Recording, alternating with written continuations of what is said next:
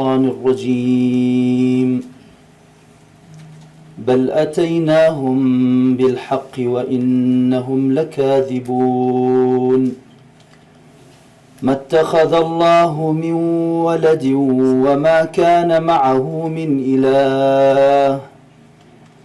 إذا لذهب كل إله بما خلق ولعلى بعضهم على بعض سبحان الله عما يصفون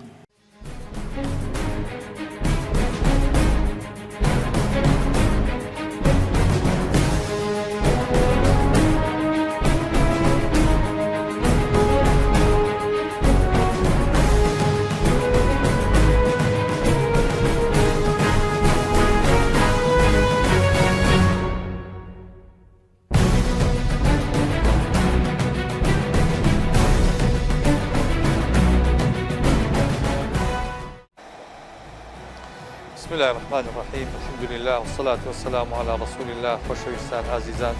سپاس بۆ خی پەروەردگار ئەمڕۆ دووەمین کۆنفرانسی ئینستیتیوتی ژیار لە بەرواری 25 ساڵی 2019 بەڕێوە چوە الحەمدولillah بە سەرکەوتووی و ئێستا خەریکی بەڕێوەبردنی کارەکانی کۆنفرانسین ئامانجی کۆنفرانس پێداچوونەوە و هەڵسەنگاندنی کار و چالاکیەکانی دو ساڵی ڕابردوومانە کە سپاس بۆ خی گەورە ژیار هەنگاوی زۆر گەورەی ناوە دو ساڵی ڕابردووە لە دو ساڵی ڕابردووە ژیار چەندین کۆنفرانسی زانستی و پلاتفۆرم و کۆڕ و سیمینار و وەرکشۆپ و خولی کورتخایینی کردوێتەوە خەڵکانێکی زۆر لەو خولانە بەهرەمەند بوون و الحەمدولillah ئێستا ژیار لە خولە درێژخایەنەکانیان نزیکەی 600 خوێندکار و قوتابی هەیە منهەجی سێ قوتابخانەی و ئەکادیمیای هەیە الحەمدولillah سپاس بۆ خی گەورە کار و چالاکیەکانی بەردەوامن هەوڵەدین لە دو ساڵی داهاتوودا ئینشاءالله خوێنێکی تازە بینە ناو ژیارەوە و خەڵکانێکی گەنج سەرکەون بۆ دەستەی کارگەڕی ژیان و بتوانین لە دو ساڵی داهاتووە بەرنامە و پلانی داهێنان و نوێگەرایەتیمان هەبێ ئینشاءالله دەستخۆشی بۆ هەموو ئەو بەڕێزانی کە بەشداری کۆنفرانس بوون هەموو ئەو براو خوشکانی دوور لە نزیک خزمەت بەکار و پرۆژەکانی ژیاریان کردو قوتابی بوون مامۆستا بوون ئێمە لە خزمەتیان نەبوون لەو دو ساڵەیە ئەو بەڕێزانی کە سپۆنسەر و هاوکارمان بوون لە ڕێی مادی معنەوی بە قسەیەکی خێر بە دوعایەکی چاکە دەستخۆشی بۆ هەموو لایەک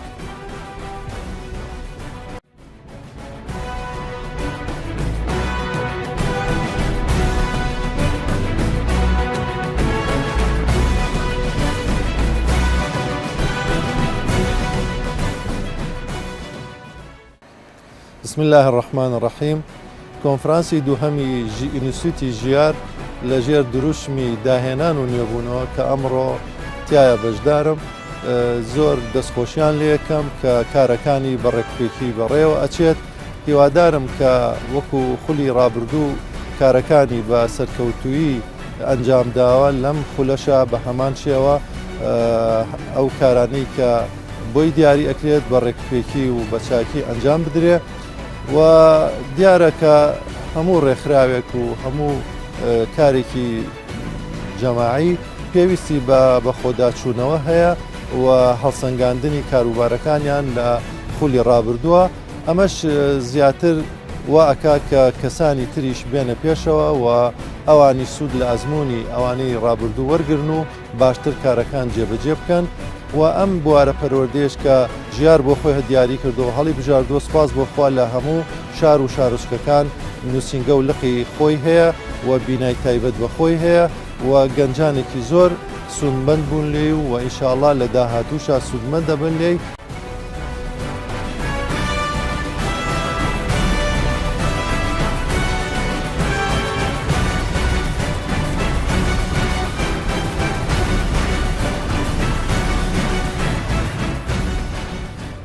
ڕۆ 25/12/2019 کۆنفرانس و کۆنگرەی ژیار بەڕێوە چوو بە سەرکەوتووی الحەمدولillah ئومێد دەکەم هەموو ئەندام و لایەنگر و دۆستانی ژیار بە گوڕوتینێکی بەهێزەوە خەریکی کاری زۆر گەورە بن ئێمە پێویستمان بە ڕێککردنەوەی مرۆڤە لە هەرێمی کوردستانە ئەگەر چی سەدان کەلەبەر و جوڵە هەبن بۆ شکاندنی ئەم کۆمەڵگەیە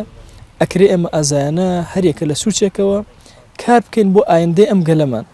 ئێمە چۆن لە ڕووی سیاسی و اقتصادی و عسکەری و لە هەموو ڕۆکانەوە پێویستمان بە پێشکەوتن هەیە بەڕاستی لە ڕووی تاکی کوردەوە لە ڕووی خێزانی کوردەوە لە ڕێی کۆمەڵگای کوردەواریەوە لە ڕێی مێژووی کورد و توڕاثی کوردەوە زۆر ئیشمان هەیە و کاری زۆر گەورەمان هەیە و گرنگی زۆر گەورە هەیە بۆ ئەم بابەتە کە ئێمە ئیشی لەسەر بکەین. ئێمەش بە قەدەری ئیمکان و توانای خۆمان هەر کەسێکمان لە ئاستی خۆیەوە بتوانێت ئەو پەیامە بەرزەی کە پێیەتی بگەێنێ بە بەرامبەرەکانی تاوەکو بتوانێت تەنمیی مرۆڤەکان بکە، تەنمیی کۆمەڵگەکە هی خێزانکە. ئومێد دەکەن ئینشاءالله هەمومان پێکەوە دەست لە دەست و قەوە لەخوا بە هیممەتێکی نوێەوە بە بەرنامەیەکی بەهێز و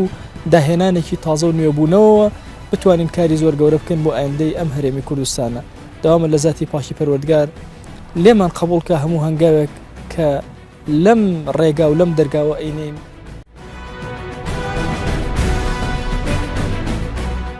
خۆی بەخشندە و میهرەبان، ئەمڕۆ ئینستیتوتی ژیار بۆ پەروەردە و گەشتپێدانی مرۆیی دووەمین کۆنفرانسی نێوخۆیی ساز کرد بۆ جارێکی تر نوێبوونەوە و داهێنان بۆی جارێکی تر بتوانێت کێشە و گرفتەکانی ڕابردووی چارەسەر بکە و تیژ بخاتە سەر جانبە پەروەردەیەکانی ڕێکخراو بۆی بۆ داهاتوو ئاراستەیەکی دروستتر، شێوازێکی زانستیانەتر و ئەکادیمیانەتر بە حکمی ئەوەی خەڵکانێکی ئەکادیمی و خوێنەوار و ساحێب بڕوانامەی بەرز و خەڵکانێکی ماندوو خزمەتگوزاری کۆمەڵگە و خەڵکی تێدایە هەموو لایەگەتوانن لەم ڕێکخراوەیە جارێکی تر سەر لە نوێ بەشەکان ئەکتیف بکەینەوە، بتوانین جارێکی تر ئێمەش وەکو گەنجان ببینە داینەمەی گۆڕانکاریەکان لەنێو ئەم ڕێکخراوەدا ڕۆڵی بەرچاو ببینین